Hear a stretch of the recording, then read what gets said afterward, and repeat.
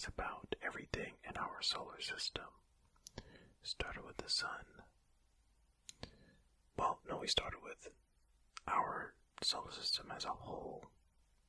Or was it just the whole Milky Way galaxy? I don't remember, but you can see it on the channel. And we did the sun. Now we are doing Mercury. We're going from closest to the sun to farthest away from the sun. So, we're continuing with Mercury. Also, we're in reader mode because I like the way it looks, right? But also, it's just less busy on the page as well. The reason every video is not in reader mode is because not every web page has a reader mode that functions well. Some of them, the pictures don't load and things like that, so whenever I can, I'll get into it. I just forgot to check last time on this website. We're still on facts.net, by the way. Okay. Mercury facts. We're going to skip over all of this stuff because it's going to be in all of this. If you want to pause and read the infographics and then hear me read them again, feel free, but all of that stuff that we passed already is going to be in the longer paragraphs that we read, so I just skip over those. Alright, let's do it. Mercury is the planet with the most extreme temperature fluctuations in the solar system. The first of our interesting Mercury facts tells us all about its temperature. Although the planet is actually the closest to the sun in the entire solar system, it is the planet that experiences the most extreme fluctuations of temperature. During the day, the surface temperature can reach as high as 840 degrees Fahrenheit, whilst at night it can drop as low as negative 279 degrees Fahrenheit. 840 degrees Fahrenheit is hot enough to melt lead.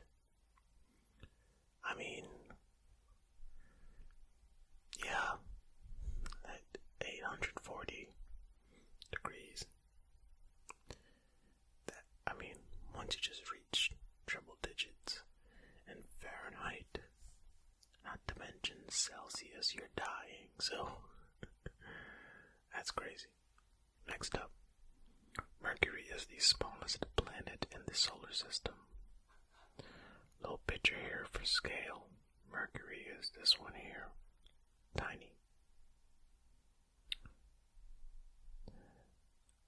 Compared to many of the other planets in the solar system, Mercury is very diminutive. It measures around 3,030 miles in diameter. For comparison, this measurement is about the same size as the continental United States. It was always thought that Pluto was the smallest planet, but in recent years it has been downgraded to become what is known as a dwarf planet instead. So Mercury now holds the honor of being the smallest planet proper. Well, Pluto was downgraded a while ago now. This list was updated, I think, in January of this year. But yeah, Pluto has been a dwarf planet for a long time now. And now Mercury is the official smallest planet. Alright, next up. Mercury orbits the sun faster than any other planet. Well, that kind of makes sense since it's the closest to the sun. The next of our interesting Mercury facts tells us about just how fast its orbit is. During the course of its orbit, the planet can get as close as 29 million miles to the sun, and at its farthest it can be 43 million miles from the sun. However, it also holds the distinction of being the planet that has the ability to travel the fastest around the sun too.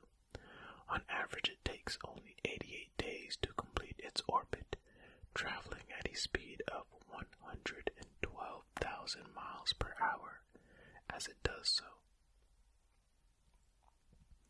Again, I feel like this just makes sense because it's the closest. Well, I guess technically it could be the closest at certain points, but the way its orbit is set up, it's like super elongated, you know? And maybe it's this weird oval, some weird elliptical shape. So it could take longer, but I mean, that's not the case. I'm just thinking of possible ways it would not have been the fastest to orbit the sun, but it is. Wasted a bunch of your time thinking about hypotheticals, huh? But, hey, I guess that's what we do around here. Alright, next up. It is possible that Mercury had volcanoes in the past. Large parts of the northern half of the planet have a very smooth surface. It is believed that this has occurred because lava may have poured over it at some point millions of years ago. There is no suggestion that there is any volcanic activity now, but scientists who study the planet think that this is the only explanation for the way the planet looks now. Some images of the planet show crater rings that look smoothed over, and this gives further credence to the notion there may have been volcanoes on the surface. I mean, okay, this looks kind of cool though. All the colors. And man, volcanoes look cool. But if they're around millions of years ago, then I definitely didn't get to see a volcano erupt on Mercury. Next up, Mercury is one of the 5 planets you can see without a telescope. If you have good vision, that is. If you look to the sky, low down to the west, if you're stargazing in the evening, or in the east if you're watching at dawn, you may be able to spot Mercury. It does not twinkle or shine like stars do, and will appear duller in nature. The same goes for the other 4 planets you can see in the same way: Jupiter, Mars, Saturn, and Venus. Yeah, I have a feeling that if you don't know what you're looking at, then you don't know what you're looking at. You might have seen Mercury or Jupiter or Mars. Maybe you recognize what Saturn is because maybe you saw the rings, I don't know. But I feel like it'd be very easy to not know what you're looking at when you're just looking out into the night sky and just see like a dull circle off in the distance. Probably think nothing of it. Okay, next. Mercury is 57 million miles away from planet Earth.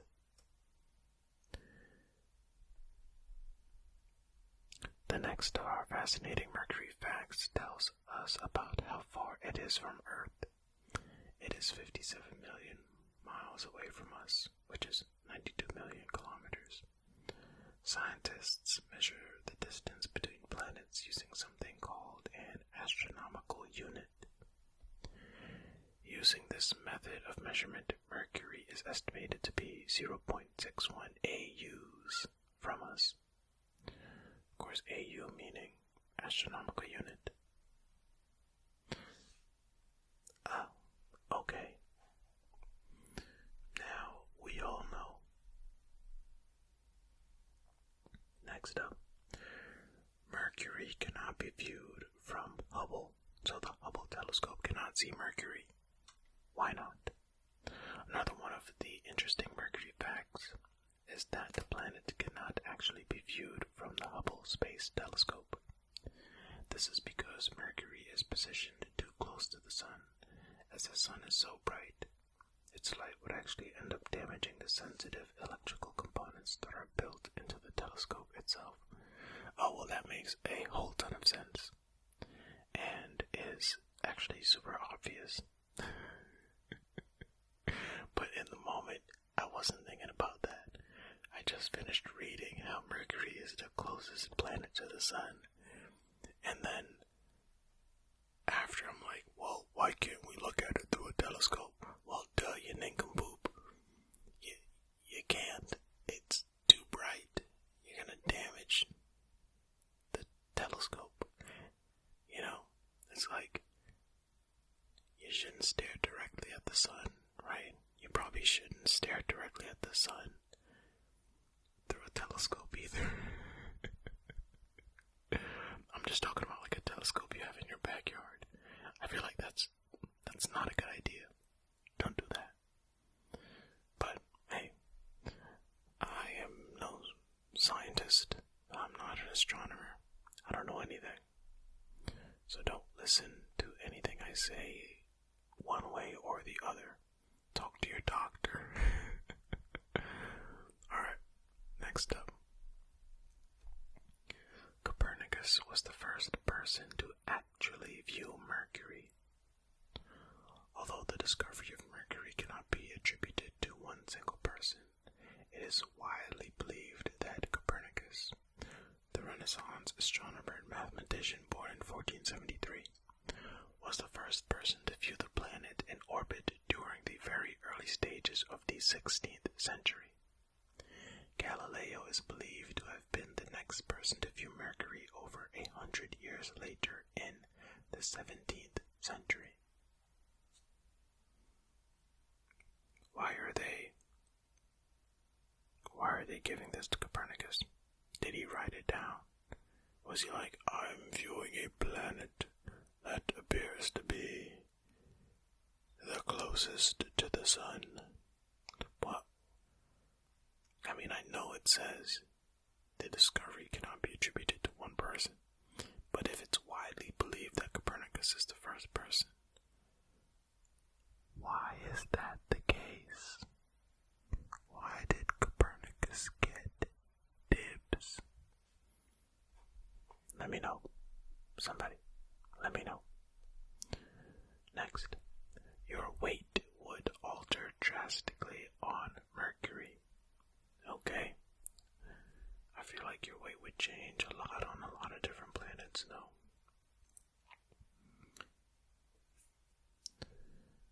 One of our most fascinating Mercury facts explains what would happen to our body weight if we were to visit the planet. If you were to land on Mercury, you would weigh much less than you do on Earth.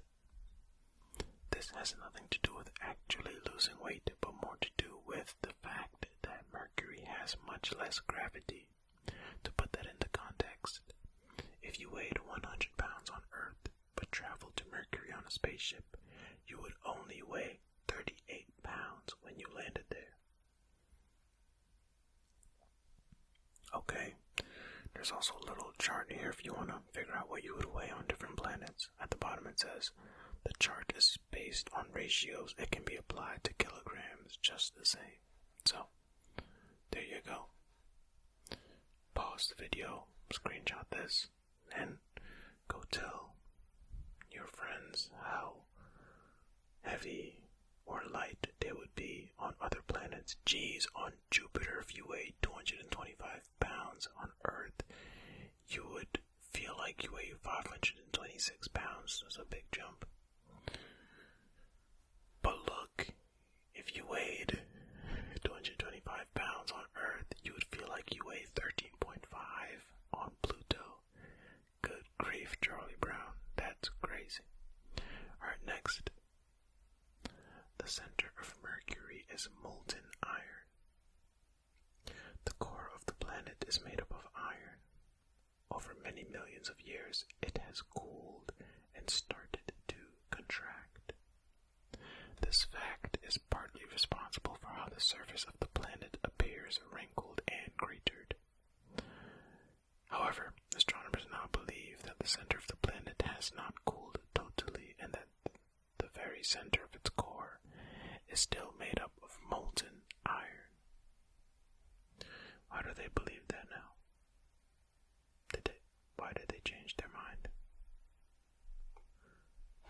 does this say? The planet Earth. The atmosphere, helium, hydrogen, surface conditions, air pressure, mental core, the planet's liquid hydrogen. Yeah, doesn't really say why they changed, but I mean, okay. Next up, Mercury has a crater which is 960 miles wide. Okay. The next of our Mercury facts tells us about the planet's appearance. Scientists believe a giant asteroid crashed into the surface of the planet around 4 billion years ago. It was called the Caloris Basin, and it left a crater which is 960 miles wide. To put that into context, the entire state of Texas in the United States could fit into it. Scientists were also able to calculate that the Caloris Basin must have been at least 60 miles wide itself to be able to create such damage. That's huge. Can you imagine if an asteroid was 60 miles wide and crashed into Earth today? Imagine if the asteroid was actually the size of Texas. Then that would leave an even larger crater, and that would cause, I'm sure, some mass extinction event on Earth. Crazy. Next up, Chile. Scientists have discovered there could be ice on Mercury.